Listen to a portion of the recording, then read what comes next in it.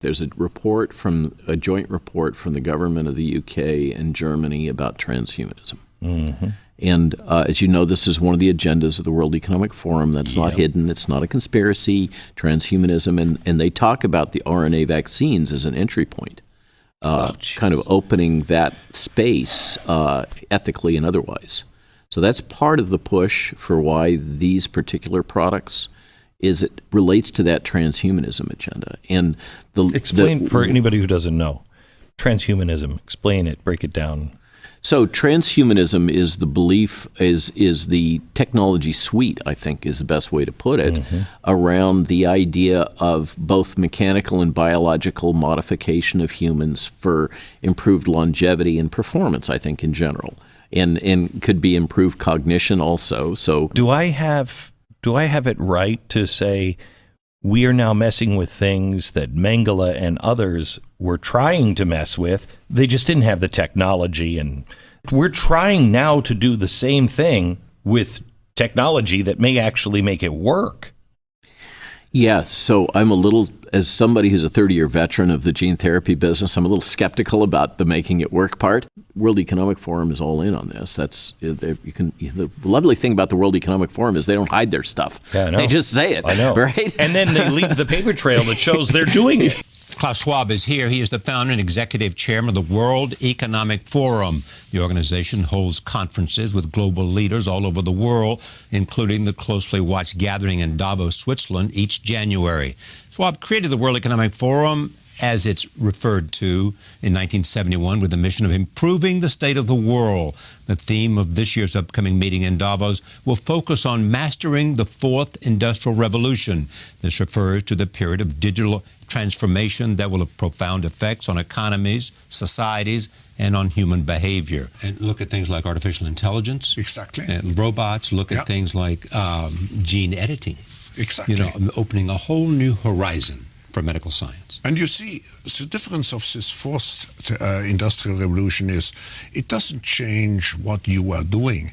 It changes you. If you take genetic editing, it's you who are changed. Yeah, and of course, this has a big impact on your identity. Yeah. People could look back in 100 years and identify the coronavirus epidemic as the moment when a new regime of surveillance took over, especially surveillance under the skin, which I think is maybe the most important development of the 21st century, is this ability to hack human beings, to go under the skin, collect biometric data, analyze it, and understand people better than they understand themselves. This, I believe, is maybe the most important event of the 21st century. I think there's going to be a lot of breakthroughs on the medical front, particularly around synthetic mRNA.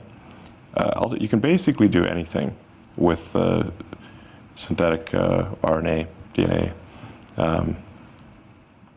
It's like a computer program. So, I think with effort, that's not too crazy. You could probably stop aging, reverse it if you want. You can basically do anything. You can turn someone into a freaking butterfly if you want with the right DNA sequence. All this is Dr. Mobeen Sayed.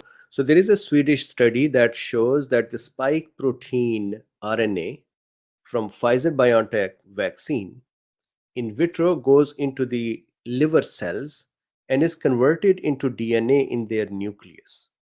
So let's look at the study. It is a Swedish accepted and published study. So it's not a preprint. It is not something that is still waiting for review. It is reviewed and published. If you know enough biology and you have enough computing power and data, you can hack my body and my brain and my life, and you can understand me better than I understand myself. You can know my personality type, my political views, my sexual preferences, my mental weaknesses, my deepest fears and hopes. You know more about me than I know about myself. And you can do that not just to me, but to everyone. A system that understands us better than we understand ourselves can predict our feelings and decisions, can manipulate our feelings and decisions, and can ultimately make decisions for us. Now, in the past, Many tyrants and governments wanted to do it, but nobody understood biology well enough. And nobody had enough computing power and data to hack millions of people. Neither the Gestapo nor the KGB could do it. But soon, at least some corporations and governments will be able to systematically hack all the people. We humans should get used to the idea that we are no longer mysterious souls.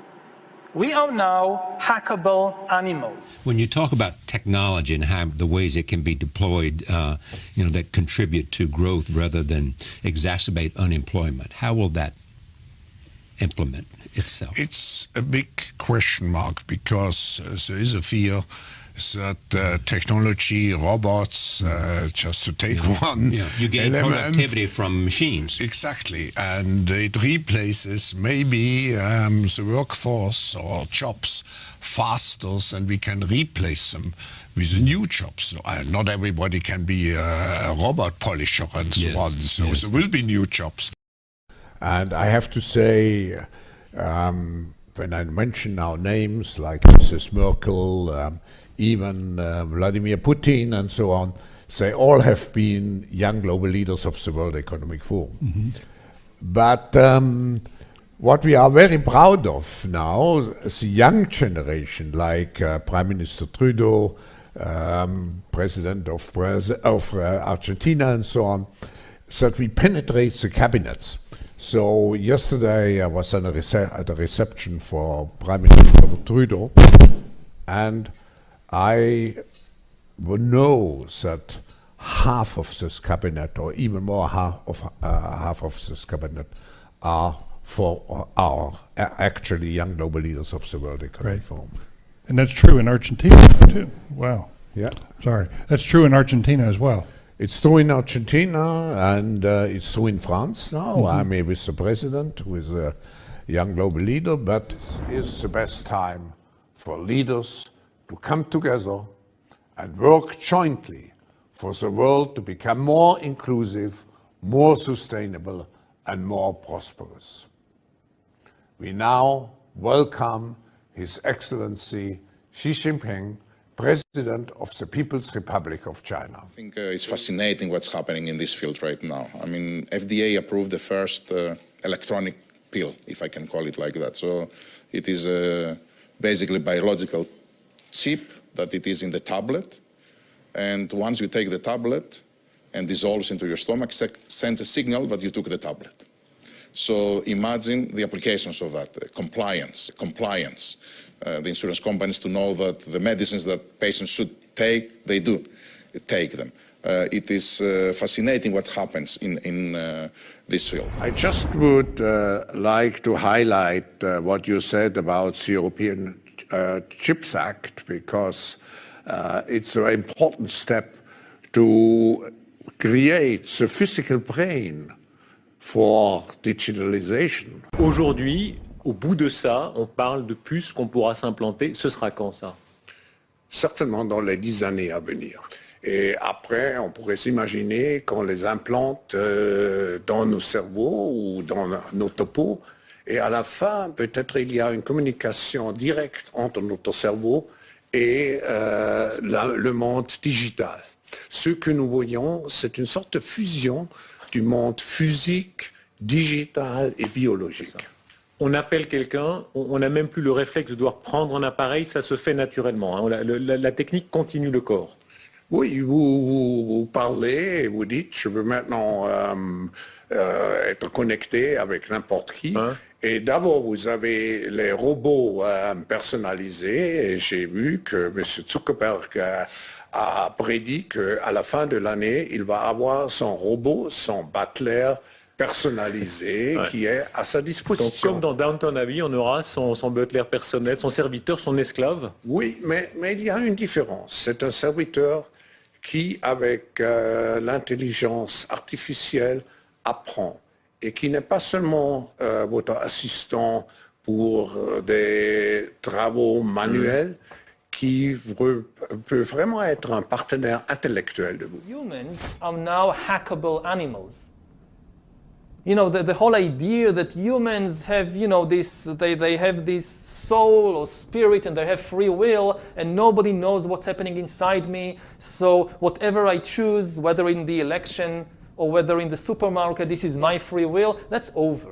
Today, we have the technology to hack human beings on a massive scale. Yeah, I mean, everything is being digitalized. Everything is being monitored. In this time of crisis, you have to follow science. It's often said that you should never allow a good crisis to go to waste, because a crisis is an opportunity to also do good reforms that in normal times people will never agree to. But in a crisis, you see, we have no chance. We will shut you down, we will cite you, and if we need to, we will arrest you and we will take you to jail. If I look at our stakeholders, we have business, of course, as a very important audience, and we have politics, we have continuous partnerships with many governments around the world, and of course we have NGOs, we have trade unions, we have all those different parts. Media, of course. Media, of course, and very important experts and scientists and academia. Because if we are looking at the future, I think we should look at new solutions, and the new solutions will be very much driven by technological developments. And we even have, you even have religious leaders, right? We have religious leaders, we have social entrepreneurs, very important social entrepreneurs. It will have immense benefits for humans, and it will also have a lot of dangers. Why would you say it would be beneficial? Because, for example, an AI doctor could, that say monitors, let's take the classical scenarios that people talk about, that you go around 24 hours a day with biometric sensors on or inside your body, and they constantly send information. So you're monitored from, you are monitored. You're monitored all the time. The information goes to an AI doctor, maybe on your smartphone or whatever. So what happens to all the regular doctors? They lose their job? Depends. They can reinvent themselves. We are great. We have these wonderful high-tech companies. We make a lot of money out of it. It raises our power in the world. What can be wrong with it? This debate about privacy versus security is as old as civilization, you can say. But there is something new now. For the first time in history, it's possible to completely eliminate privacy. It was just never possible before, and it is possible now. Something fundamental has changed. I mean, dictators always dreamt about completely eliminating privacy, monitoring everybody all the time, and knowing everything you do, and not just everything you do, but even everything you think and everything you feel. Whether it's a tyrant in ancient Greece, or whether it's Stalin, they always dreamt about it. They could never do it, because it was technically impossible. Now it's possible. Humans are now hackable animals. You can hack them. When we really master the new abilities of re-engineering life, either on an organic basis with genetic engineering and things like that.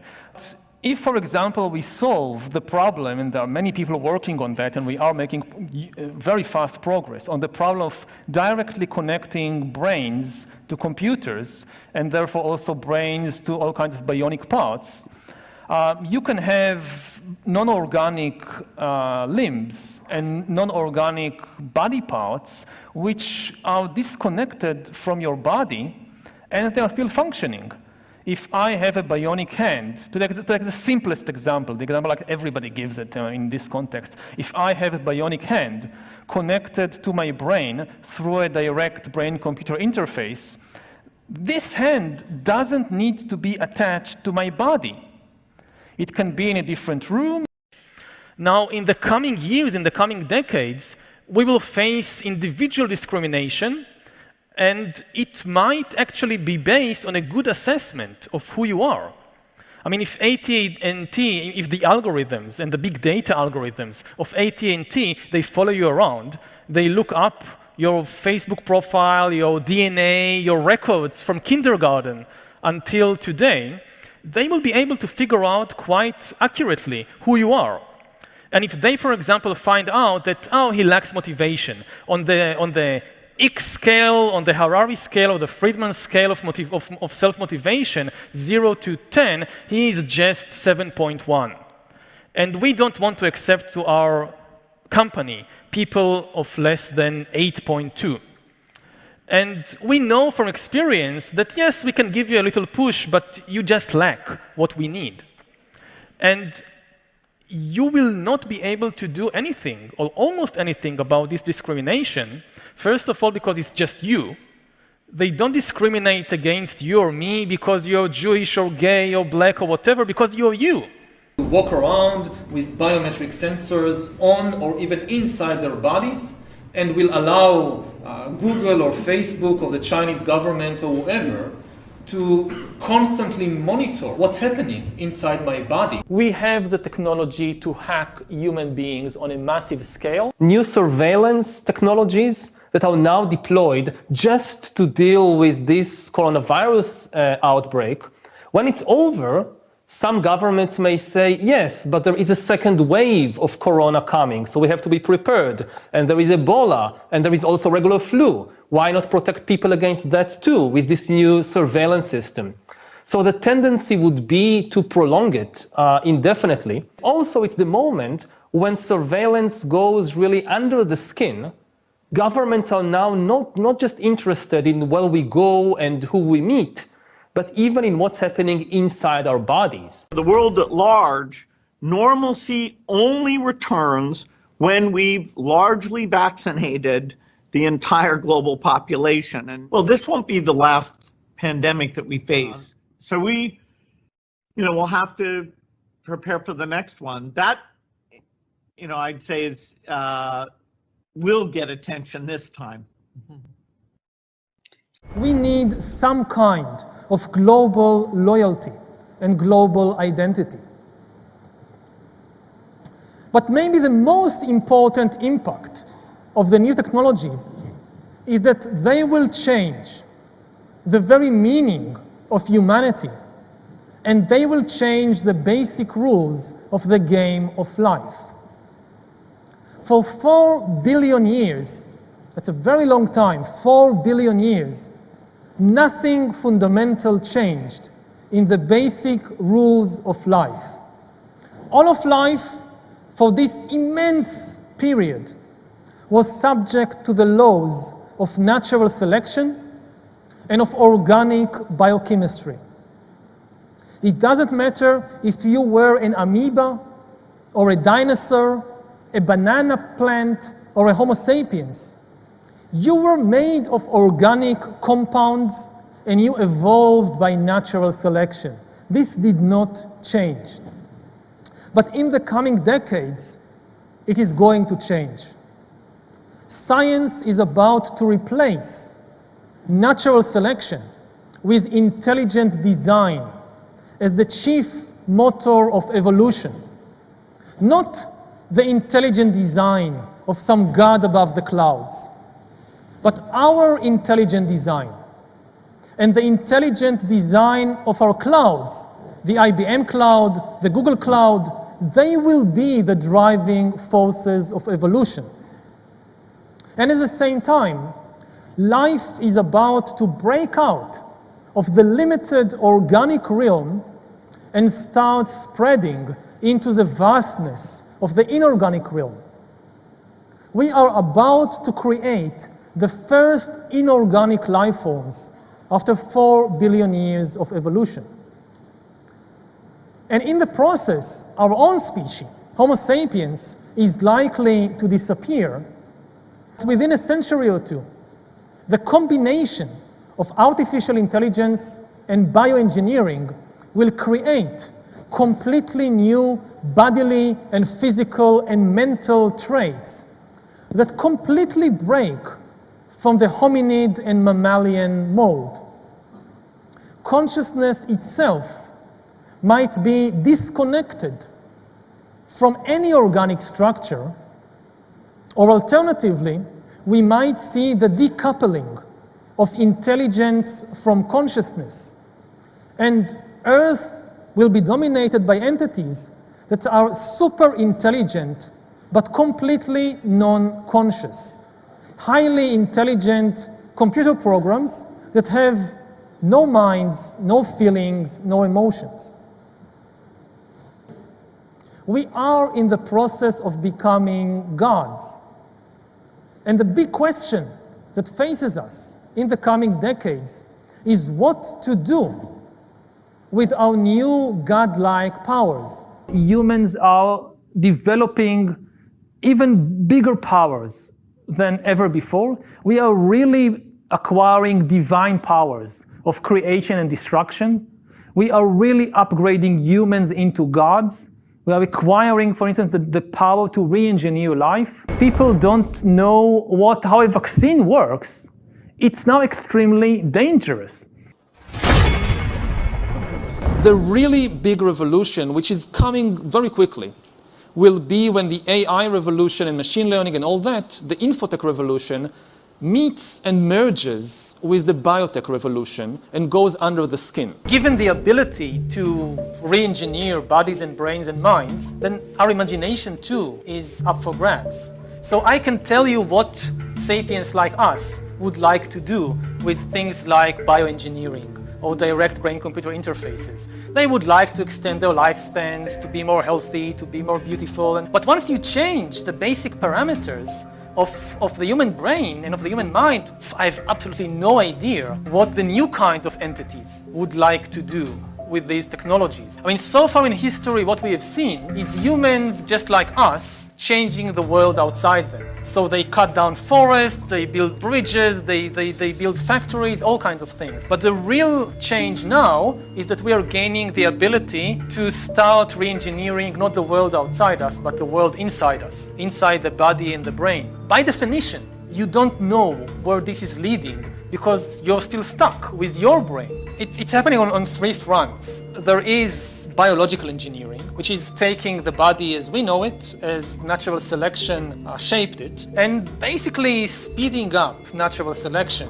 And we are beginning to see all kinds of interventions on the genetic level, all kinds of interventions with the growing new organs. So this is one front, biological engineering, which is the most conservative because it still stays with the basic building blocks of organisms as we have known them for 4 billion years. The second approach is more radical, and this is to start combining organic and inorganic stuff. So direct brain-computer interfaces, replacing organic hands with bionic hands, adding to the body a second immune system, which is not organic but an inorganic immune system, made up of millions of tiny nanorobots inside your body that diagnose cancer. But you still, the main command and control center is still your organic brain. The third and most radical way is to completely give up, completely abandon organic stuff and create completely inorganic life forms. Whether this can be done or not is an open question. The biggest open question as yet so far in the life sciences is the question of consciousness. We have no idea what consciousness is, what it does, how it emerges. The common assumption is that somehow the mind, consciousness, emerges from the brain, and if we hack the brain, and if we understand how billions of neurons create subjective experiences, then there should be no barrier for recreating these kinds of experiences based on silicon and not carbon, based on computers and not brains. I framtiden kommer vi kunna leka Gud. Vi kommer att bemästra liv och död. Verkligen få gå in och pilla i evolutionen. Ja, men på sätt och vis så har vi ju lagt oss i naturen och evolutionen sedan lång tid tillbaka. Så jag skulle nästan snarare vilja hävda att det kanske är definitionen på att vara människa. Och faktiskt ta oss bortom naturens lagar och se till att ta oss till högre höjder. Men se bara på genetiska saxar, ett verktyg som gör att vi väldigt enkelt och precis och billigt kan gå in i livets koder. Ditt DNA, hårdvaran i din kropp som faktiskt bestämmer allt från din ögonfärg till vilka sjukdomar du kan få. Jo, men alltså föreställ dig om du skulle kunna gå in och läsa av dina gener. Lika enkelt som du kan gå in och läsa av ett sms i din telefon och börja ta bort dåliga ord som cancer och skriva dit friska celler istället. Men så det kanske låter enkelt när vi pratar om att klippa bort en cancersjukdom eller sjukdomar som Alzheimer. Men ska man till exempel som förälder få gå in och designa sin bebis? Ska man få ändra deras ögonfärg eller längd eller göra dem mer intelligenta? Alltså hur långt ska man faktiskt få gå? Var ska man dra gränsen? Ja, alltså nu får ni inte bli rädda för de här fantastiska framstegen som man ändå har gjort med hjälp av vetenskap och teknologi. Det är verkligen helt fantastiskt. Det är det som har gjort att vi idag lever i en värld som är bättre än någonsin. Kommer den tänka som jag och känna som jag och älska som jag? Men jag tror att vi går en otroligt spännande framtid till mötes.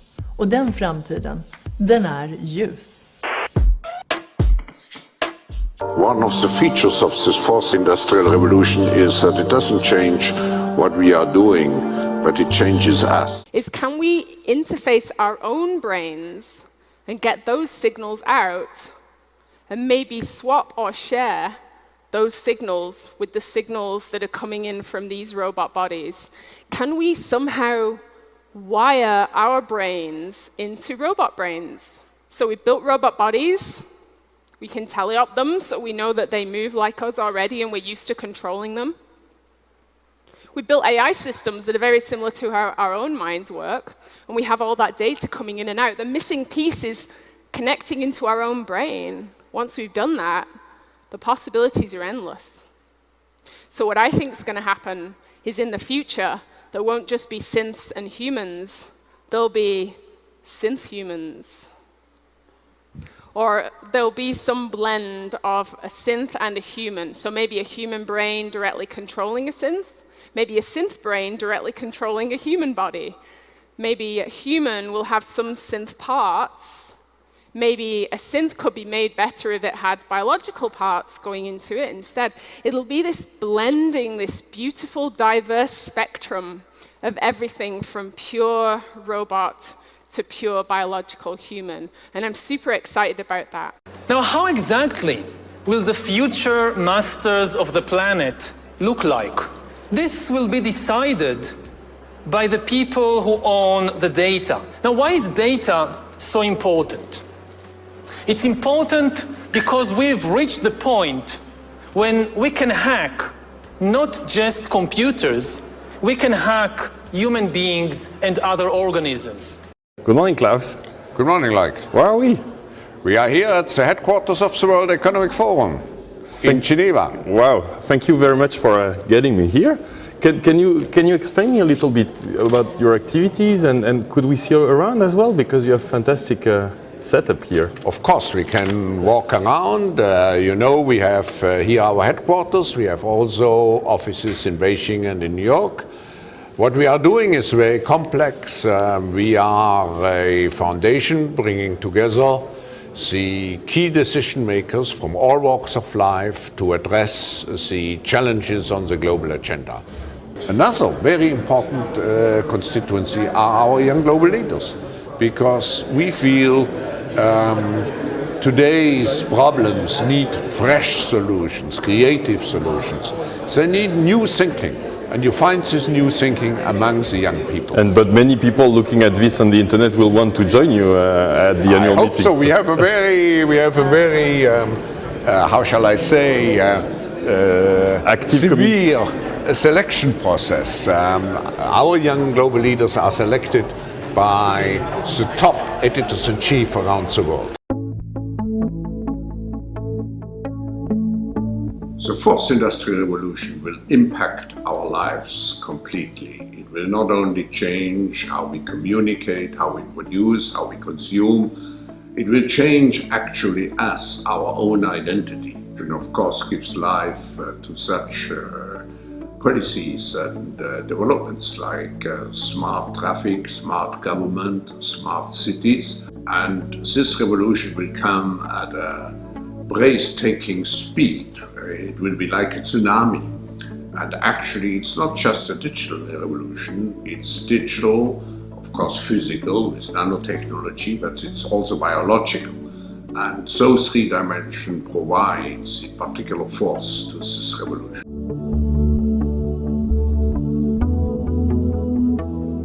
The fourth industrial revolution will have multifold impacts. Of course, every industry will be digitalized. We're taking things that are, genetically modified organisms, and we're injecting them in little kids' arms. We just shoot them right into the vein.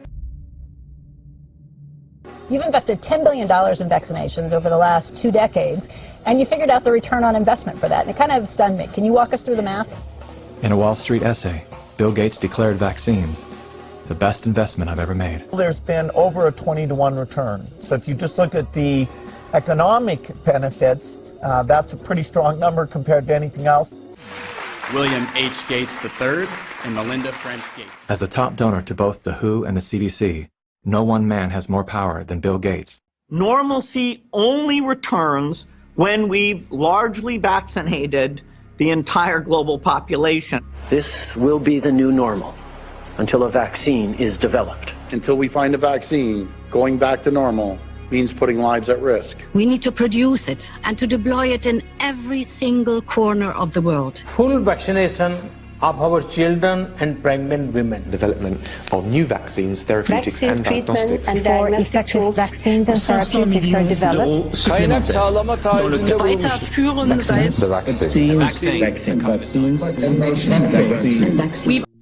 When do you think life will fully return to what we thought of as normal back in January? No masks, no social distancing, no other protective measures necessary. Certainly by the summer, we'll be way closer to normal than we are now. But even through early 2022, unless we help other countries get rid of this disease and we get high vaccination rates in our country, the risk of reintroduction will be there. And of course, the global economy will be slowed down, which hurts America economically in a pretty dramatic way. So we'll have, starting in the summer, about 9 months where a few things like big public gatherings will still be restricted. I don't know how it will play out. So we will see definitively a lot of anger already now, but probably increase by the end of the year. We have to prepare for a more angry world. One thing is certain. History will not continue on its present course. There will be huge surprises. I just can't tell you what they are because otherwise they wouldn't be surprises.